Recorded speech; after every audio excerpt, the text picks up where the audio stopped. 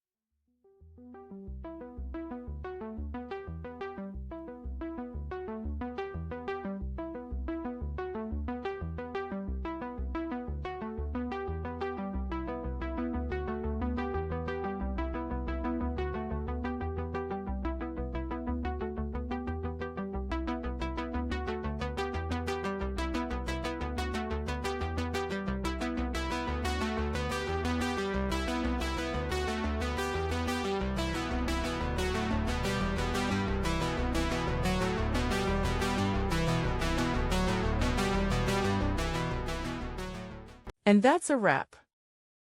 I hope you found the answer you were looking for.